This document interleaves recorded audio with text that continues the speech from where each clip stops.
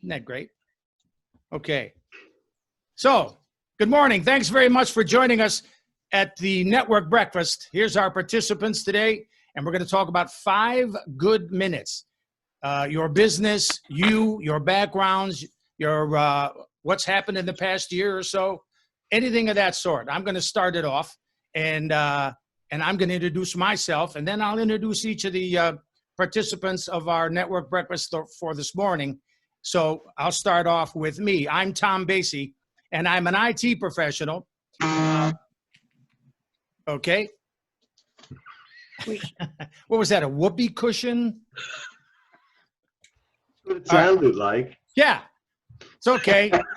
This is my 5 minutes. Somebody's going to burn it up for me. All right. I'm an IT professional, and I spent most of my life as a musician, guitar player, bass player, singer, trumpet player, and a full-time musician till probably about 2007. It slowed down 2002 to 2007. But as an IT professional, my main functions, it started in 1985. I installed RAM on my accountant's, Jerry Zwick, my accountant's desktop, IBM desktop computer. It was as big as a house, and he needed more RAM put in it. So I said, sure, I could do that. Ooh. So that's how it started off. So my number one thing is computer equipment. I do PCs, Macs, I do desktops, I do all-in-ones where the screen is actually the computer itself. I do laptops, desktop replacements, which is a big laptop, monitors, printers, scanners, and now including webcams and chroma green screens behind you, 3-point lighting, which I have going here, microphones like a lapel that he's using or a dynamic mic that I'm using here. And all of these things are for the best images for using these days for Zoom and other online meeting software. Microsoft has a nice one, and so does Google. Also, all things that are have to do with the computer. Any instruction on a computer that comes from me, I could spend time with you doing that. And also, backup software or backing up your data. And of course, antivirus is a must. Backup a must, antivirus is a must. Number 2, internet equipment. I handle internet equipment like modems, routers, switches or hubs that could be power over Ethernet, so we could run security cameras. Okay, number 3 is all things network related. TCP/IP, which is transmission control, internet protocol, used to govern the connection of computer systems to the internet. Anything that has to do with that, I can handle that. Installing Cat 5e, Cat 6, and now there's Cat 7 cable in walls with punch down connectors that you could actually plug your internet or your cable, your network cable into it.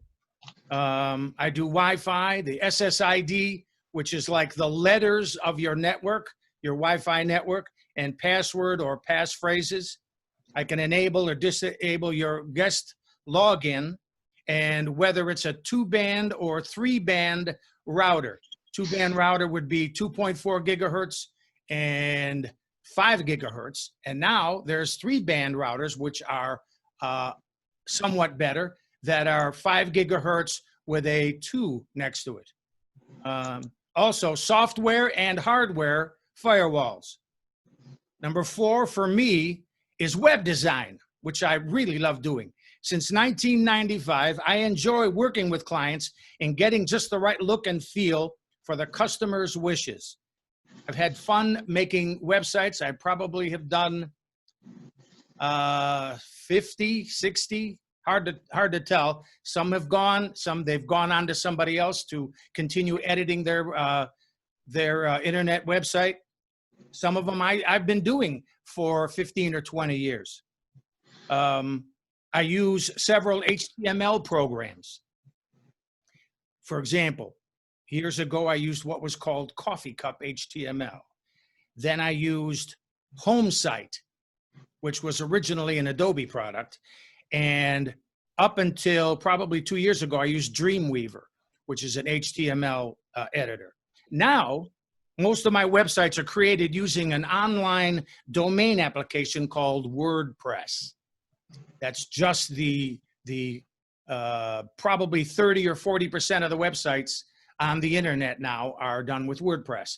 It's a great interface that allows people like me, especially me, that's gone back so far as I know HTML like I know the English language. HTML is hypertext markup language. It's the scripting and coding that makes websites look the way they do. Okay, number 5, I'm running out of time here, is security cameras. I do Ethernet cabling, and in the past few years, like I mentioned earlier, I do power over Ethernet switches. Power over Ethernet allows you to run one Ethernet cable to any ports, any parts of the building.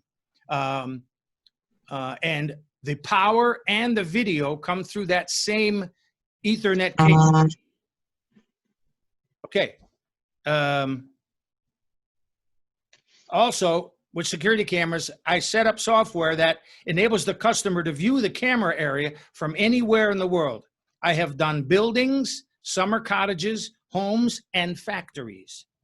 Okay, number 6, generate web and printable graphics using Photoshop for raster images. Raster images are set information in a set space. You can't really expand it without it pixelating, and it becomes blurry and all that. So in that case, we would use Adobe Illustrator and create a vector image, which is mathematical, so that it can expand and contract and remain crisp and clear. So I also create CAD images in what a software called FlexiSign. And I use a 36-inch vinyl cutter for lettering windows, doors, cars, and signs. And for me to wrap it up, coming to the end, I'm probably over 5.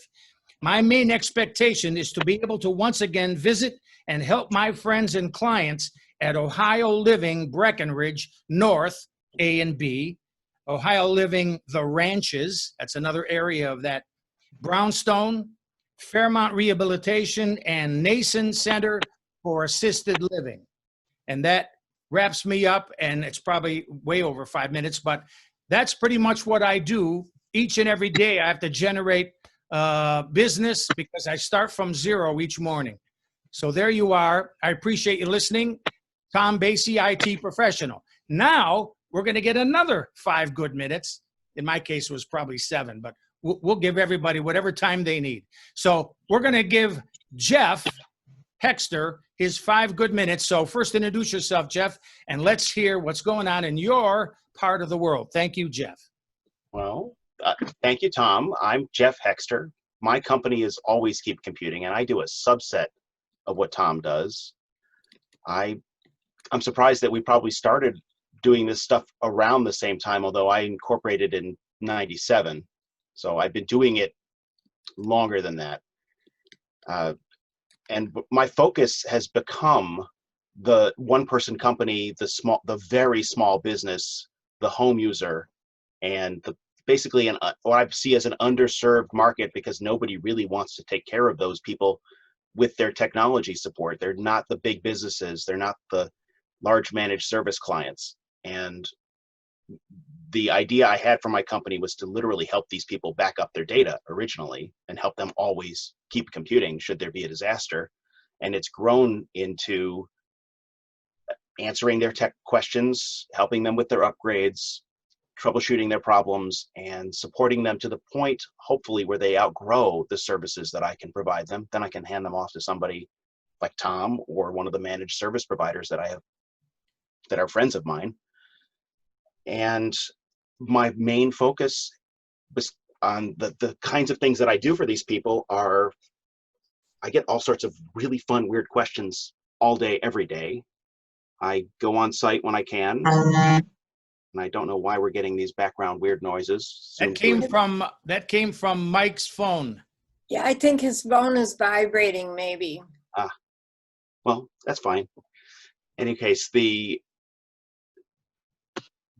lot of what I'm doing is helping people not feel stupid, because all of these technologies, they drive us all nuts all the time. and we're made to feel dumb because we don't know what we don't know. And my job is to keep learning as fast as I can and help people understand what they don't know so that they can make more educated decisions and focus on the things that are important to them while I focus on the technology problems. I am not pulling cables in people's homes. I am not running a cutter. I'll set up your printer. I'll make sure that it's working. I'll troubleshoot it when it's not working. I'll tweak your Wi-Fi and make it function better.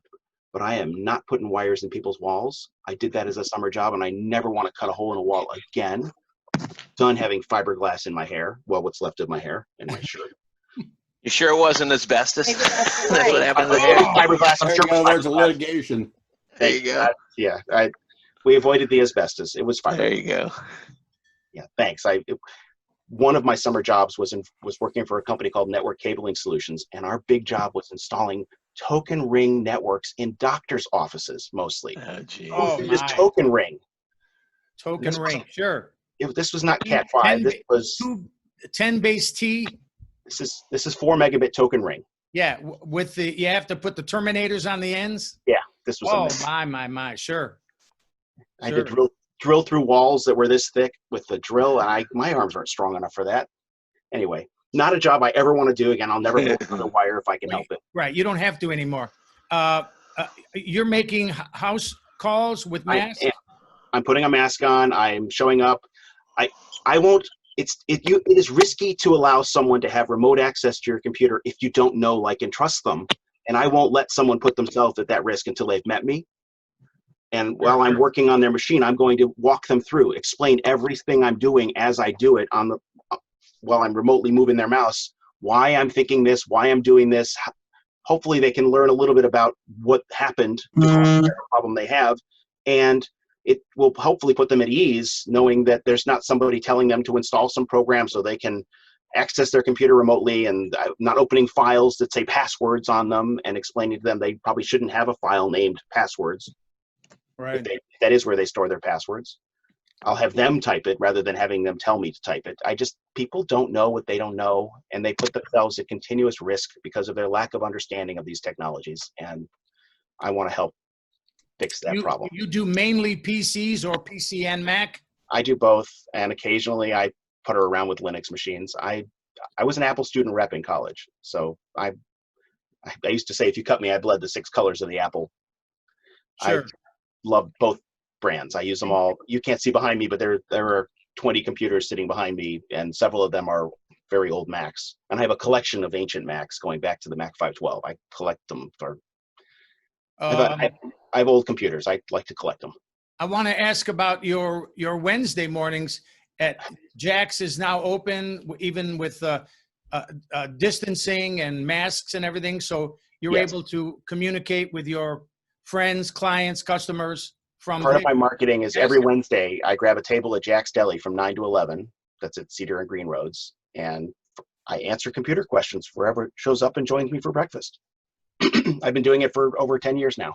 Isn't that something? That's terrific that you do that, Jeff. It's fun. Yeah. And people know to find me there. If I show up at a client's office on a Tuesday morning, they'll look at me like, "Aren't you supposed to be at Jack's?" I said, "That's tomorrow." And some of my clients know to meet me there. They just show up there because they know if they can't find me otherwise, they can find me there on Wednesdays. Sure. I imagine somebody coming in with a machine or something, and it's something that you haven't seen before. That's pretty interesting, and try to figure that out. That's what makes people like us possible, because we're not afraid of that. Most folks, it's just like me with a car. I know where the key goes, and I know what letter I got to put the thingy in. Past that, I got to ask somebody else. So with a computer, although, I know what's happening, so I don't get afraid of anything. Bring it on. And I know you're the same way. And Don't you and I know have a right lot of now. You'll conversations. find out. You and I, Tom and I have a lot of conversations suggesting solutions to problems that we've seen to each other. So Yeah, it's great. fun to share. Okay, Thanks. wonderful. Thank you for your 5 good minutes, Jeff. That was Thank you. perfect. We're right on the button, too. Okay, now, everybody, this is like Jeff. Da, da, da. Who's next? We're going to ask, how about Chris Walters? Give us 5 good minutes of your world, Chris Walters. Thank you. Good morning. How you doing? My name's Chris Walters. I'm with See-Through Windows. I started my business, actually, I started underneath another name called Windows in a Week in 2010. And as most of, or some of you know, that was in 2012, that became a disaster because my partner filed bankruptcy against me. And I was having knee replacements and hip replacement surgeries then. And I got a call from the manufacturer that I deal with saying, what's going on? You're in a lawsuit. And I goes, what? He says, oh, you don't know. And I says, no, I don't. Well, he said, your partner filed bankruptcy and you're part of it. He says, we've got a major problem. We were doing a lot of business in the Cleveland area and we want to keep on doing that. Are you willing to take that on? And I'm just walking in, well, 2 days before I'm going for knee replacement. And I says, I can't do that right now. He goes, well, when you get out of the hospital, he says, let us know and we'll back you and we'll give you credit and you can go from there. And that's how that, and my wife's, and See-Through Windows, my wife come up with it while I was sitting in the chair convalescing. And we started that in 2012. And it's grown by leaps and bounds. Last year we had a big jump from the year before, and it's happening this year. And I'm kind of, and when I say I'm blessed, we haven't stopped working at all through this pandemic. And I don't get into a lot of houses, but the houses we did get into, people just let us go in, do what we need to do, and they don't care. And I'm kind of shocked, but we follow everything. When I go out to see a place, basically I'm walking around the outside. I never go in the inside of these houses, and I can take a look, and within 15, 20 minutes, I'm done gone. And I never see anybody. And I see about 30 houses a week. So it's, the pandemic has not bothered me or my crews at all. In fact, some of the people that I deal with are real estate. Some of them are real estate investors, and they think don't take this the wrong way. They think this is the greatest thing that happened because now people are panicking. They want to get rid of this stuff, and they're sitting there buying the stuff for pennies on a dollar, which is just pretty amazing. And I come from Sandusky to the Pennsylvania border, Cleveland and Canton, and it's not just in one area, it's all over. The one thing that's happened in the last 30 days, in fact, I was talking to Tom yesterday, I've gotten 2 letters from the manufacturers. We were getting our windows in 1 week. We are now in a 2-week cycle because they themselves in the plants and they're having trouble finding employees to work. So they backed it up, and we're now in a 2-week cycle, which really messed us up because most of the things that we were doing is in a 1-week cycle. So now I got to back the installers back. I can do everything. So we're kind of in a panic mode for about, I hope this will only last a month or two, but we're okay. It's the manufacturers that, and there's manufacturers who've gone out of business because of this. And especially in Michigan, we had a window manufacturer who we loved, and a lot of people used them in the Cleveland area. They wouldn't let them, they would never let them open. So they just filed bankruptcy and went out of business. So, Chris, I want to ask you, when one supplier goes out of business, is it a proximity thing that somebody else is going to make that? It's going to be farther away. Is it prohibitive? Well, here's what happens. Let's be realistic. Yeah. When one supplier goes out of business, and this was a very large supplier. Now some of the suppliers can pick it up, but that backs them up then, because now it goes to another manufacturer in this area, and he was already real busy. Now he's going to be twice as busy. And then I talk to people every day, and they're scrambling looking for suppliers because the suppliers just can't handle it right now. Mm-hmm. So that's what's going on there. Okay. Well, that's about, you're right there, Chris. Congratulations. Thanks. I appreciate your 5 good minutes. Thank you. And now our new friend, Ivra Bassett. Good morning, Ivra. Right. Good morning. I'm going to unmute myself and give myself a little timer here so I know what's going on. Wow. I'm Ivra Bassett with the Ivra Bassett Agency, Shelter Insurance. It's full service insurance agency, so we do life insurance, property and casualty. The big thing that's going on right now because of COVID is we're talking a lot about insurability in the long term. Life insurance is has become a bigger source of people's attention. People are paying a lot more attention these days to life insurance. And what's happening is that everybody's kind of getting their affairs in order, making sure that they're covered. What we are starting to see is because of COVID, there are carriers that are no longer issuing life insurance to people. Well, people that have gotten COVID aren't getting life insurance. It's becoming what we call in the industry an automatic decline. So we can't even submit applications for people that have had COVID for life insurance, which is unfortunate. So what I talk about in any of my talks is making sure that you've got your coverages together, that you're able to just sit down and talk to somebody and figure out how much coverage you need in the area of life insurance and getting those applications on the books because it's just at this point we don't know the long-term effects. We haven't had the ability to study COVID on the long term. So they're at this point shutting down those applications. And when it comes to businesses, I'd like to talk about commercial general liability and business owner policies. If you have lots of equipment that needs to be covered, make sure you're adequate in terms of coverages. I steal one of the quotes from one of my mentors, and that is, obviously, I just met everybody in the group. You don't know me, you don't like me, you don't trust me just yet, but make sure that right now that, now's a good time to make sure that your coverages are good. It's no better time than today. Your insurance premiums don't get cheaper tomorrow, but make sure that you're getting adequate coverage. Make sure that you talk to somebody. You don't have to buy it from me. I understand that I don't know everybody just yet, but make sure that you're going out and finding the coverage and have adequate coverage for all of the equipment, all of your properties, yourself, your spouse, but just make sure that your coverages are adequate at this time so that if you become uninsurable later, that you're okay. And one of one of my favorite products that we have is called the Junior Special.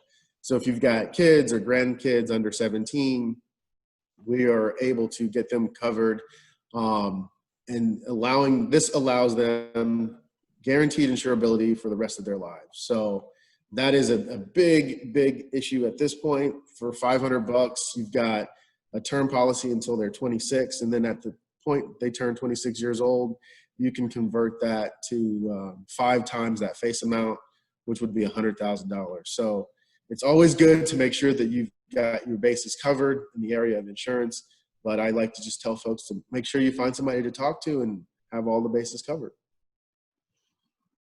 Wow, excellent. I'm at 3.5, so if anybody's got any questions, I can take that. You mentioned you're an independent insurance agent? I work for a carrier called Shelter. It's a hybrid organization. I have about 100 carriers that I can quote. The main carrier is called Shelter Insurance. It's a 75-year-old company out of Columbia, Missouri, and they are only in the Midwest for the most part. We've got Nevada. That's an outlier, but we make sure that we maintain the Midwestern kind of the cost of living. The biggest city that we'll cover is Chicago. We are in Illinois, but we typically don't go to any of the places where cost of living is super expensive. But yeah, we have about 100 companies that we can quote. So my primary carrier is Shelter, but when you have something that is outside of their risk appetite, we go to some of the other carriers. Foremost is one. We've got carriers for high high value homes, and we've got carriers for antique cars, and we got everything under the sun that you need. We've got a carrier that takes care of it. Wow, excellent. Do you do, have you ever covered recording studios? Yeah, it's just a business owner's policy. So yeah, and we would, so Even what if it has special equipment and everything in there? what we would do is take an inventory of all of your equipment and then, find the receipts. And if we needed to, we could have it appraised. But if you've got a general idea of what the fees are, we do what's called a stated value policy. And so that would basically, we would itemize each item, each piece of equipment, and cover you for the amount that we come up with. Very good. We make it uncomplicated as possible. Excellent. Thank you, Ivra. That was Thanks. great. Thanks for sharing your 5 good minutes. Okay, let's move on. And we're going to say good morning to Lee Jackson. Lee Jackson, how about it? Good morning, everybody. I'm going to approach this slightly different than some of the other folks have gone before me, because I feel like everybody only knows me and associates me with right at home, which is one of the things that I do for sure. Very important thing that I do. We're trying to keep people safe and healthy in their home while they age in place. But I'll go over some of my background, and you'll see how I ended up doing some things with right at home and with Shalom Plotkin, and some of the other things that I do or want to do. Excuse me. So the one commonality in my whole career has been I've always been involved in various different aspects of healthcare. So I have a couple of different healthcare degrees. I have a law degree in between there. I'm a non-practicing lawyer, although I did practice healthcare law for a period of years, 30 some years ago.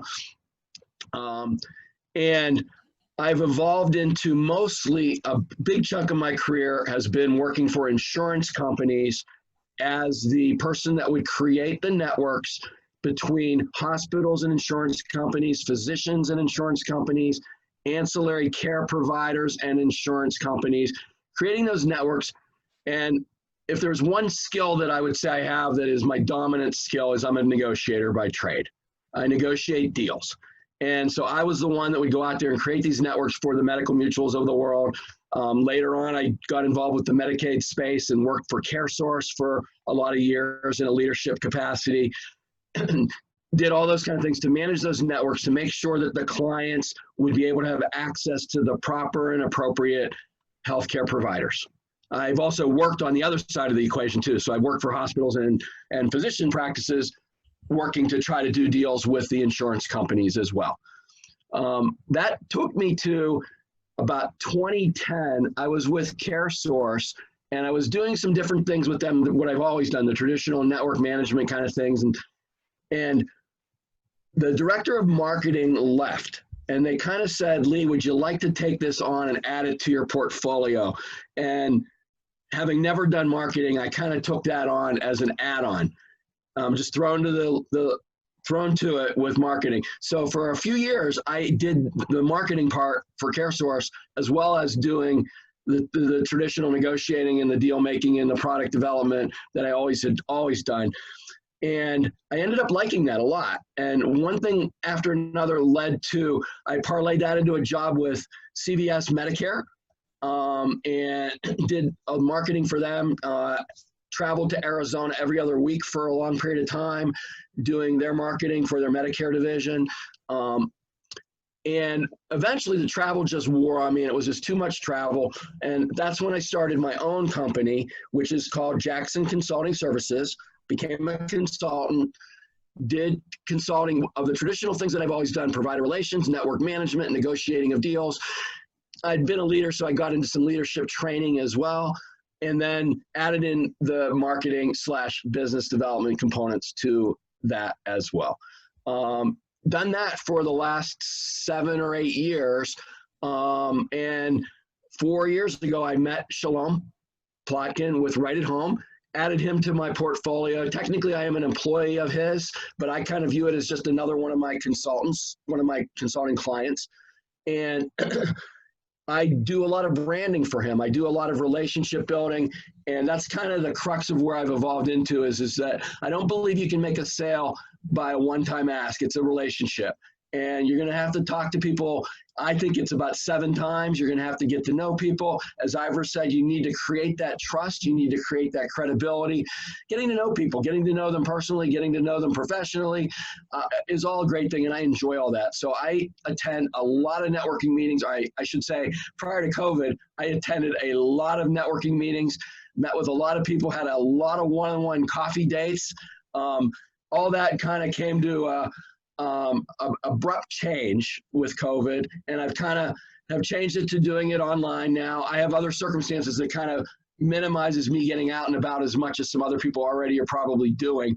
So I'm doing coffee dates on Zoom, and I'm doing my networking on Zoom, and continuing to do that, and continuing to do the things that I've always done with those kind of things. So that's kind of some things that you might not have been aware of that about my background, other than my part with Right at Home. So I'll stop there, and any questions I'd be happy to answer. I have one question for you. What portion of your day is Right at Home? Well, Your work day. Yeah, I would say in its peak, it was probably about 30%. And it's kind of ebbs and flows. It depends on where we're at and what we're doing. And so he is he's a client of mine. He's a friend of mine. And, you know, so I love to continually brand what he does and what Right at Home does and what their family does, because their mission is really pretty phenomenal in what they're trying to do to help people aging in place. So whatever I can do to help him, I continue to do that. I am not, and Shalom knows this, I am not opposed to, I would love to consolidate my various activities into one activity if I can do that. And so if I can find some way to do that with him, great.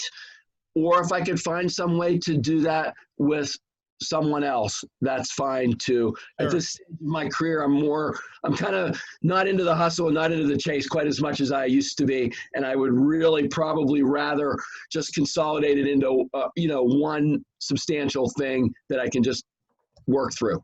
Sure. That's great. Thanks for sharing all that, and appreciate everything you do for our community. I know you're a valued participant in all of that. That's great. Okay. And now I'm anxious to hear what's happening in Marty Kelbel's world. Hey, Marty, how about 5 good minutes? Good morning, everyone. Good morning. I started out originally as a polymer mixer, making liquid resins.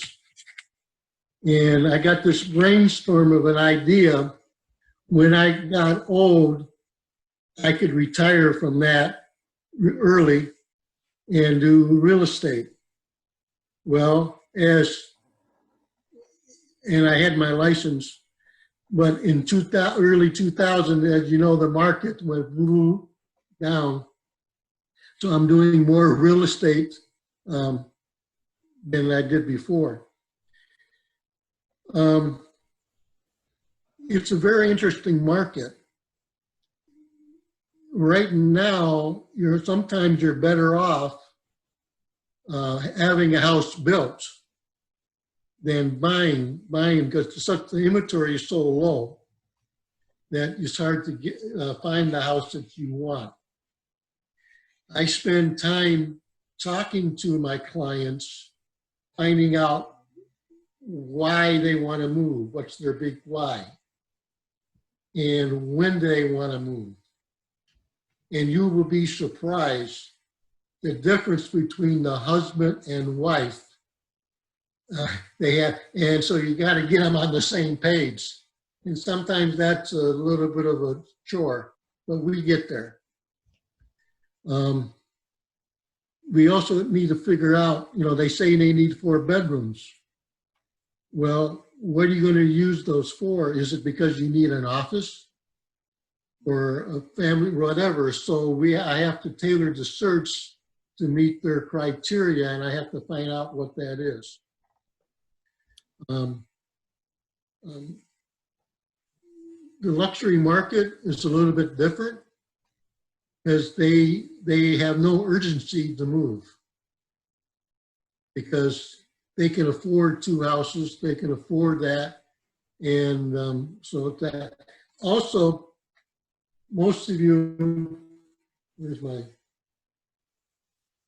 wait a minute, I got a magazine that I do, Lifestyle Magazine. Most of you should be getting that either through a digital copy or mailed to you.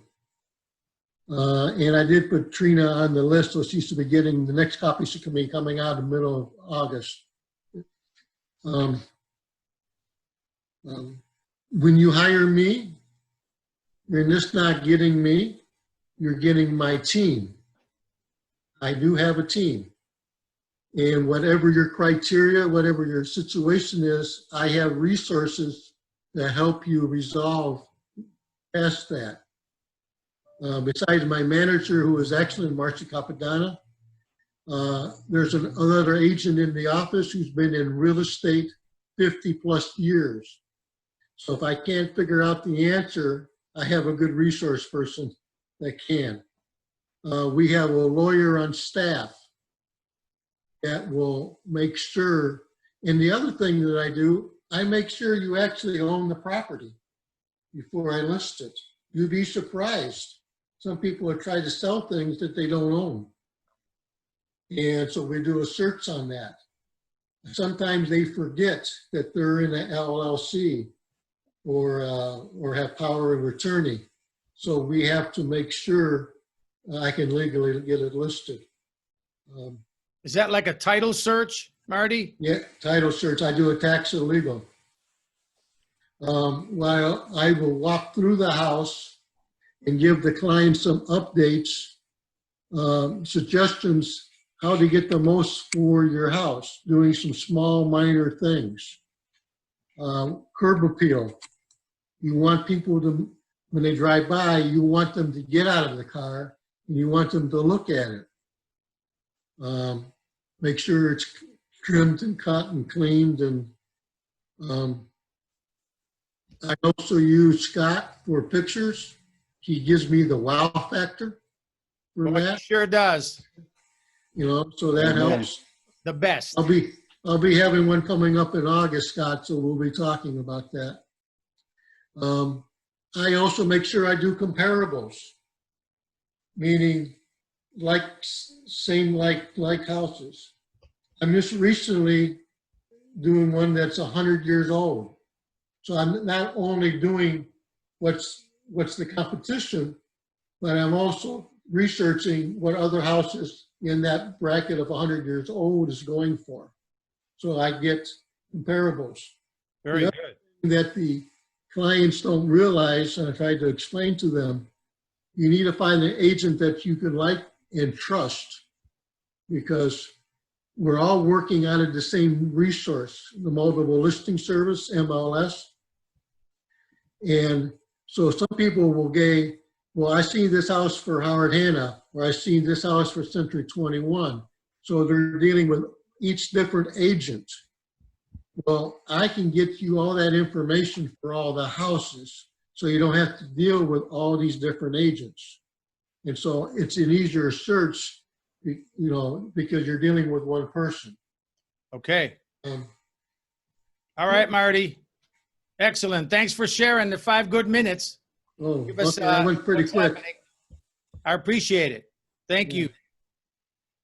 At this particular time, now that we've mentioned our master photographer of our group, and we're so happy with the work that he does, I think everybody has experience with just how good he is at photography. And that can be none other than Scott Morrison. Good morning, Scott. 5 good minutes. Thank you. Good morning, everybody. As he said, my name is Scott Morrison. My company is Discovery Photo, as you see the logo in the back. DP. I've been a full-time photographer since 1991, and it happened kind of by chance. I didn't go to school for photography originally. I went to school for management science with minors in marketing and computer science. And when I graduated, I got a job in sales and did a lot of traveling and went to some cool places and said, you know what, I should take a picture of this. And I did, and it looked like crap. And it says, wait a second, I got a really good camera. Why can't I get good pictures? So I started learning. I started reading books. And this was before all the web stuff. So you actually had to go to libraries and take classes. And, local colleges. We have the Art Institute here in Cleveland, which is an amazing place. And I started taking classes there. And eventually got better and better. And started selling some, fine art pieces. And then people said, hey, you know what? My son's graduating. Can you do some senior pictures, graduation pictures? Sure, why not? And then that led to doing a bar mitzvah, led to doing family portraits, pictures of dogs, headshots. And pretty soon I was having a lot more fun, making more money doing my hobby than I was doing my real job of sales. So I jumped off the bridge and decided to do this full time, and I have not looked back. It's been a great experience. As I do more, you learn more, and back in the early '90s, we shot with film, and that was a whole lot different than it is now with digital. You shot a roll of film, and then you waited a week or two for the prints to come back, and hoping everything worked out and that there wasn't a problem with your camera. And now you take a picture and you look at the back, and there it is. It's instant gratification, which is absolutely fantastic. I embrace this digital age of photography. It's been great. Now we share things online. We can. It's just much easier. Of course, the problem is that now the responsibility of editing the pictures and making them look perfect is now my responsibility, where I used to just hand it off to somebody. And my problem was, I don't know who I'm handing it off to. Some kid, some expert, you don't know. So you are risking your livelihood on someone else. Now I take the picture, I bring it into my computer, I edit that picture, and hopefully things look great. They usually do. I'm pretty lucky. It's not luck. Yeah, you get lucky a lot of the time. Skill. But you know what? Sometimes I go with a plan. Says, this is what we're going to shoot. This is how we're going to do it. This is how the lighting is going to be. And all of a sudden, something will happen. And wait, the sun is coming in over here. I like that. And then I will take advantage of that. And, that plan I originally had for this shoot is gone. And we start doing something new, fun, different, creative. And, I'm not a cookie cutter kind of photographer where every shoot is fun and unique to that person, that person's needs, to how we're feeling that day. So we could shoot 3 times with the same person and have 3 totally different results, because of our moods, the lighting, whatever it may be. And I kind of embrace that we can do something different every time. And that it's not like when you go into Sears, it was the same backdrop, the exact same pose. They had little pictures on the side. Says this is how you pose the person if there's 1 person, 2 persons, 3 persons, and then this is how you sell the pictures. That was there was another company called Portrait Innovations that just went out of business. Their whole philosophy was selling. Oh yeah. And it was not about the photography. Me, I'm about the photography, not about the selling. If the pictures are good, they will naturally sell. So some things that I do now, the biggest area is probably headshots, whether they're business headshots, modeling portfolios, headshots for actors. That's probably what I do most day in, day out. I'll probably have 4 or 5 corporate people come in during the week for what I would call a boring headshot, a very typical headshot, gray backdrop, tilt the head and smile. Then we go to the more of the modeling portfolios. That's something a little more cutting edge, a little more different. We need the wow factor for that. Before all the COVID hit, I would crash parties on the weekends. Unfortunately, pretty much all of that has died out. People are not having parties anymore. There's no more big fundraisers for big corporations. So I lost 35 jobs because of that. That would be weddings, bar mitzvahs, anniversaries, and other big things, the Emmy Awards, that all have been canceled. So far, only 2 have been rescheduled. Okay. So this Hopefully COVID we'll is be hitting able me to really get all hard. of that back soon. Yeah, and Hey, that's what we're Scott, hoping. what has been rescheduled and for when? I've if had 2 bar mitzvahs rescheduled. Okay. One is for Memorial Day of next year, Okay. and then the other one is to be determined. All right. But a lot of the weddings, they're just having a small wedding, and they're not having that big party that she always dreamed of. Well, best What of about luck the venues like Lander Haven, et cetera? Have you heard Well, anything I don't from know if them? you've read, but Lander Haven is in negotiation for sale right now. Really? So Hey, Scott, could you put your contact information in the chat box? I will take care of that. I thought I saw that the dining was taken over at Lander Haven by what's his name? Bin 216. Was in the Cleveland Jewish News. It's in negotiations right now, Okay. but it's probably going to go through. And our contact information will also be available on our YouTube channel underneath in the comments. All of our names will be listed and our email, and you'll be able to contact whoever you need to as you look at the video. So we're going to move on now. Thank you, Scott. Wonderful. Thank 5 minutes. you. Now we're going to ask Mike Bentley to give us his good 5 minutes. Thank you, Mike. Great morning to you all. And I just have a few minutes here. I got to cut away because I have some other appointments here in my office.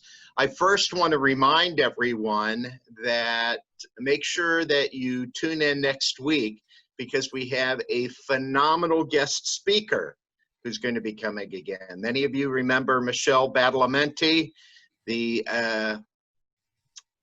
personal accountability coach who also happens to be my daughter. She is going to be back with us next Tuesday morning. And I'm sure Tom will be sending out a reminder concerning that.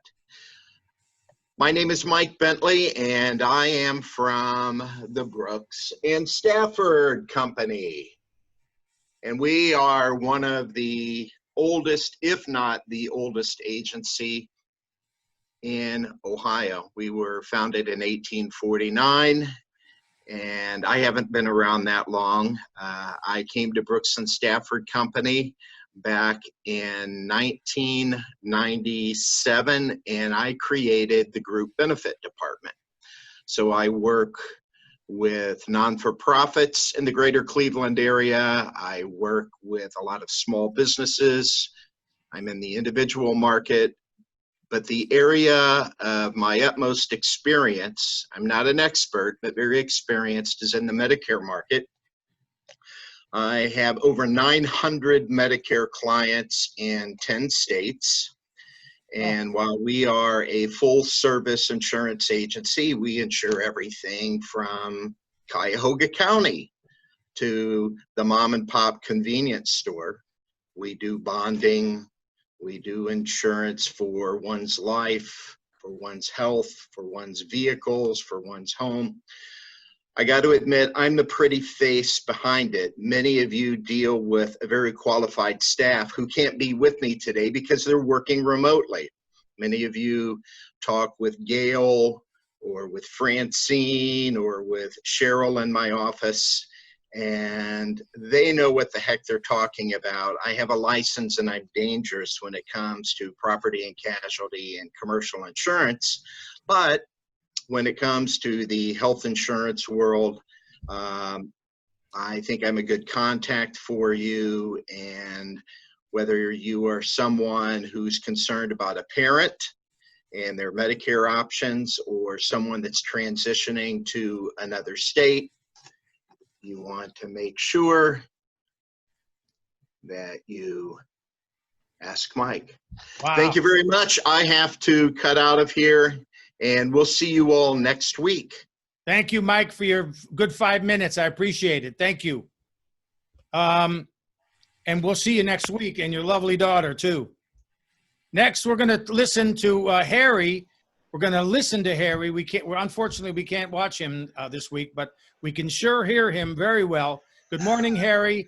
5 good minutes. Thank you. All right, Tom. I'm like Mike. I don't know if I'll go the full 5 minutes because I've got a few things going on too. Okay, but thank you for whatever you can do, it's fine, Harry. Thank you. Thank you for the time.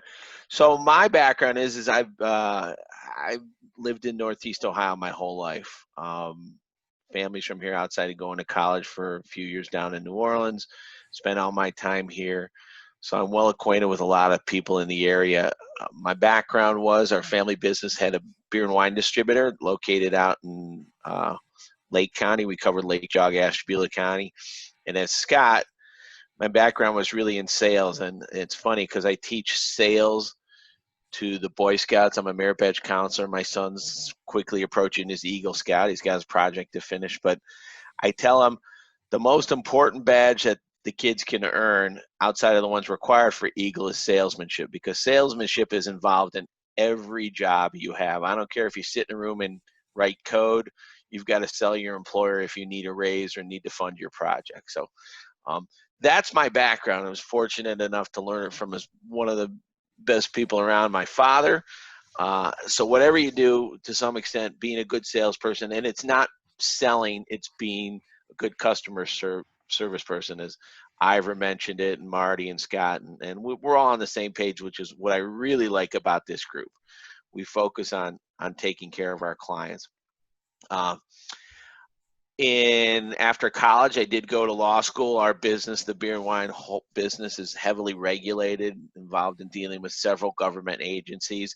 We had 2 different Teamster contracts. So, and I was somewhat interested anyways in going to law school, but it made a lot of sense to go to law school here in Cleveland State. Graduated law school, did our employment law in addition to negotiations, but still focused on sales.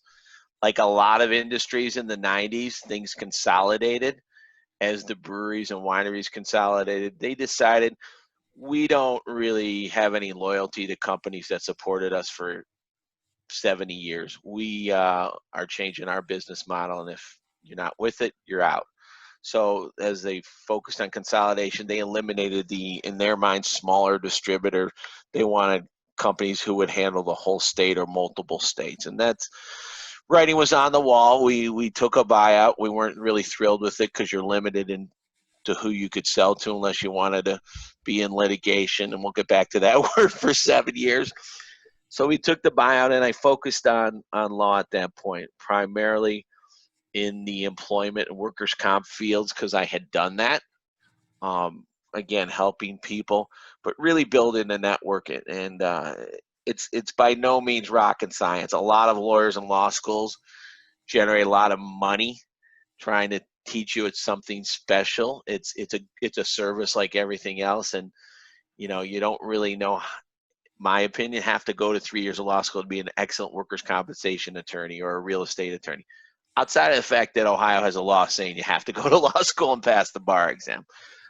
Again, it's customer service and aligning yourself with the right people. As things changed over time, I started moving into working in the disability area, just because a lot of our workers' comp clients were not able to go back to work. They needed disability representation. Started focusing on that. And then when our son was born, he was on the autism spectrum. I started working in the disability community a lot more. What I saw was there was a need for comprehensive services. When you have a disability or you have somebody in your family with a disability, there's a lot of areas you need to look at. You need to look at medical care, long-term financial and estate planning, educational issues, lifestyle issues, and all of those things. And there was nobody really providing a comprehensive overall service. And in effect, we as parents were doing that. Our son's high functioning, and he needs less services than most, or I shouldn't say that most, than many on the spectrum or with other disabilities.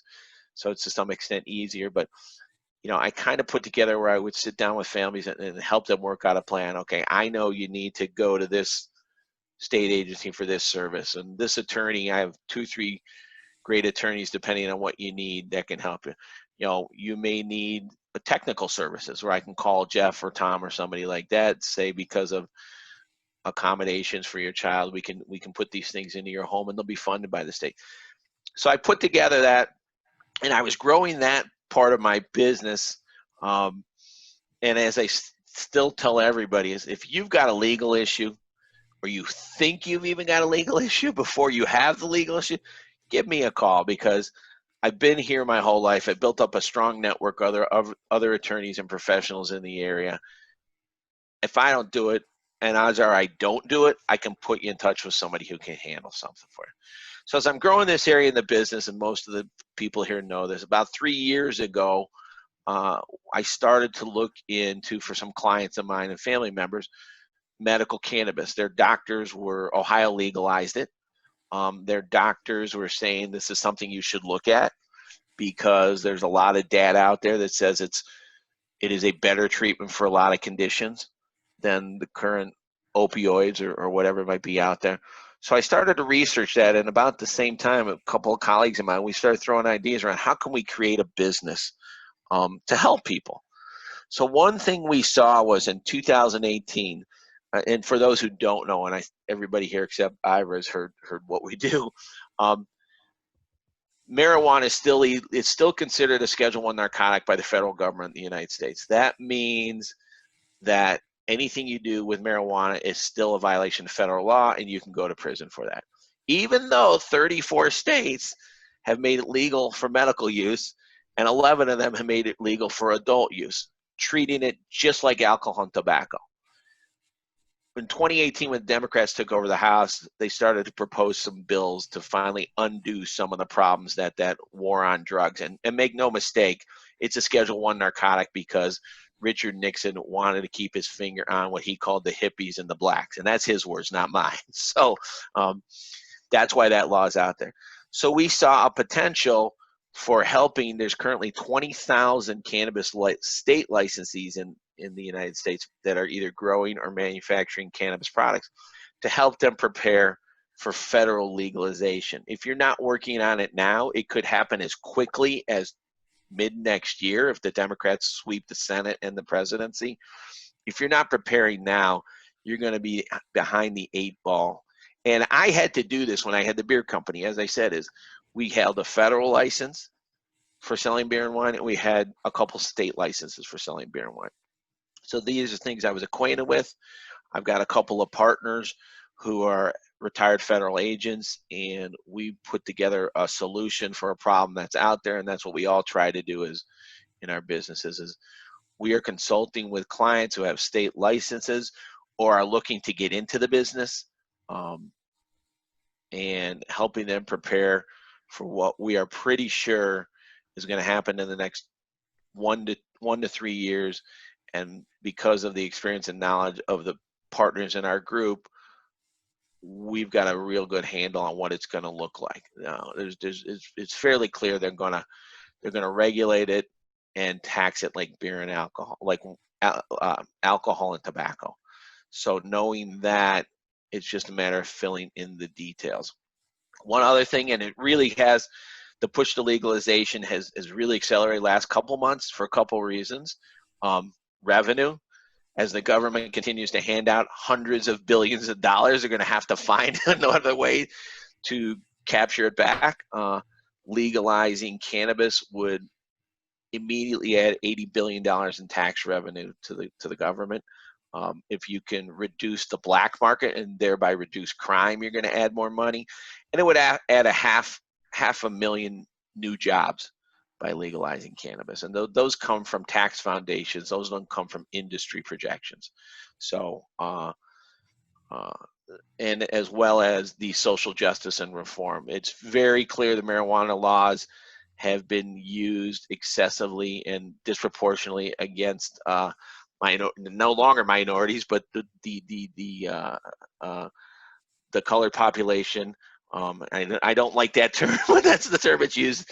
I don't know what's appropriate these days, but it's certainly been used against people of color is probably people of color. I apologize. Yeah, people of color in lower economic status individuals. The data is there, and then to take some of that money and roll it back into creating social reform programs. And Illinois has done an excellent job with their state program doing that. So that the snowball has picked up speed. It's been good for our business, but my job as a salesman on our sales side is to let our clients know that's great, but don't wait till the bill's passed to give me a phone call, because by then I'll have plenty of clients and you're going to be at the back of the line. So it's hard to get people to understand. Sometimes Mike does it. Ivra, you do it with insurance. I had the same thing with estate planning. I've been telling friends of mine for years, if you got a kid in college, you need to have their documents in place. Well, nobody worried about it till all of a sudden there's a COVID epidemic going through their kid's school. And now I'm getting calls, I need to have my documents in place, or how do I get insured and things such as that. So, Okay. Okay, Harry. Thanks so much. I did go over, so I apologize. We're over a little bit. It's okay. I'm anxious. I appreciate everything you've shared with us, Harry. You're a valued member of our group here. Oh, thanks. It's wonderful to hear from you. Absolutely. What's nice is this group, we can talk, have conversations. We all have different views and nobody gets mad at each other. It's rare these days, unfortunately. Sure. Absolutely. Well, yeah, I mean, your opinion and your observations are valuable. I know they're valuable to me. Thanks. I appreciate it. Thank you. Okay. I'm anxious also to hear from Trina Gigax. Trina, how about your 5 good minutes? Thank you. Well, I don't know if they're good, but I'll give them to you. I started out, when it was time to go to college, my friends and I were all supposed to go to Ohio State. And then I was really, really shy back then. And I hung out with just 3 main girls in high school. I went to an all-girl Catholic high school. And when they decided not to go to Ohio State and go to Dyke Business School, I just followed because I didn't want to be at this huge Ohio State by myself. So we all went to Dyke Business School and got this 2-year certification in executive secretarial program. And then we all ended up working for lawyers the first time around. So that's when I first started realizing how words are really important. Because lawyers edit a lot. I don't know, Harry's probably still on. You go over it, you edit it. It has to be perfect how you say it. Not just grammatically perfect, but what words you choose and how you say them really matter as the outcome of the effect of what it is that you're writing and the purpose of your piece or your letter, whatever it is you're writing. So I worked for several lawyers and top executives, but I switched industries. I went into marketing and public relations. I worked for Wise Advertising, and that was really interesting. So I saw all the background of advertising and how words matter, but there I also got format and style and white space and all other aspects of how words on a paper really matter. And then I went to the Cleveland Orchestra. And so that was all about marketing and public relations. And again, I worked for top executives. And they were really smart and they were good at that kind of thing.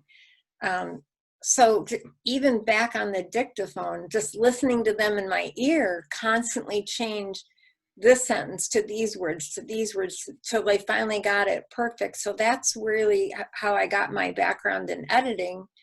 And then I started doing it for myself freelance about 1.5 years ago. And it's really important to me that what people put down, whether it's in a newsletter or like your MailChimp, a mailing to all kinds of people, or a presentation that you do, or your web content, anything you hand out to someone, I think it's so important, not only that it's correct, but it's in the best condition it can be, but also that you look really professional. You never know who's reading it or who it's going to affect. So you can't, Chris used to say before he got off that, you don't understand my industry, the kind of, not that they're a bunch of dummies, but, he's saying they're a bunch of workers who don't care about that type of stuff. But Chris should, because he's the professional and people go to his website and read what he has to say. And people who know about this kind of thing can recognize if it's written well and it's professional. So you need to level up to that instead of, dumbing down to who your audience is, just because you never know who's reading it. And you want to be the most professional that you can be. You care about that in your business and everything else you do. So, your writing matters too. So that's what I like to work on, is anything to help improve. If somebody's already done the writing, I'll just enhance it, go over and make it better. If they're struggling and they just give me some words or sentences and they're trying to write a newsletter, then I can fill it in, and then, we keep working. I work really closely with the person to make sure that it's in their personality and their voice, and I learn about their industry so that I get the terms correct, and it, it sounds like it came just from them. I mean, it really started from them. I'm just polishing it. So that's what copy editing is. And it's so it's copy editing, but a light copywriting is what I do, because to make it better, you have to know how to write. But I don't like to write from scratch. If I have to, I do this for myself, my articles and my blog and all the tips I put out. I do that kind of writing from scratch. But for everybody else, like we did last week, Tom, Chris just said, "Oh my gosh, Tom, our website's about to go up. We better have Trina look at it." And, I went through it with the fine tooth, and it's not that anything, you saw the types of changes I made, a lot of little improvements and tiny things that just to make things correct. And it can really have a great impact on who reads it, because if they read it and they're struggling with some words or a sentence, or they didn't quite get through it and you've stopped them some way, then you've defeated the whole purpose of putting it out there. So the point is to get that in the best condition it can be before you publish it.